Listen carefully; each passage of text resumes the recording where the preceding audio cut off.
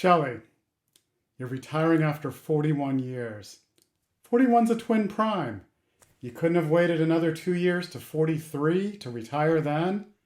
It's a math joke. Your most important legacy, Shelly, at Wheaton has been all the connections you've made. Connections with students, faculty, and staff. I've used software to create a star graph showing all the links you've made. Well, maybe it's a star graph of all the patent connections at Apple Computers, but it's almost the same.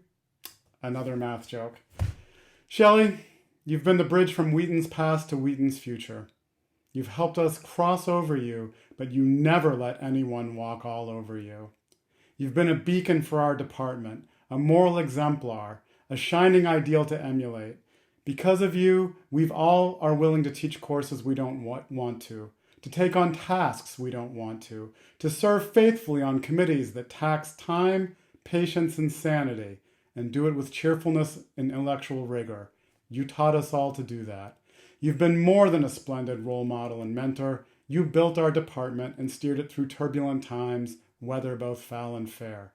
You've been the ship, the captain, and the wind, and sometimes the shaman who can still the waves and evaporate the storms.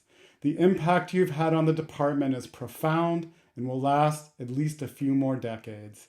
Hopefully, at least 15 more years until I too retire after 41 years of service.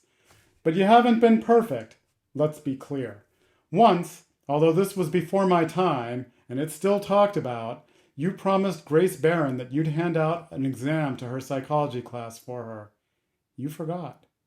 Once, during commencement, and I saw this with my own eyes, despite the fact that there were signs saying not to do so, you parked on the grass by the Science Center. And approximately 1,678 times, although there was a rule against bringing food and drink into the computer classroom A102, you brought in a cup of coffee. Shame, shame, shame. Although we're all happy for you, for the many adventures you and Walter have in store, we're sad for all of us because we're losing an irreplaceable mainstay of the department. How can a ship sail without a keel, a mast, or a rudder? It's hard to fathom how we will move forward without your boundless store of wisdom, which has been delivered usually with compassion, but occasionally with severe passion. Shelly, we wish you the best. We will miss you every day for years and years and years.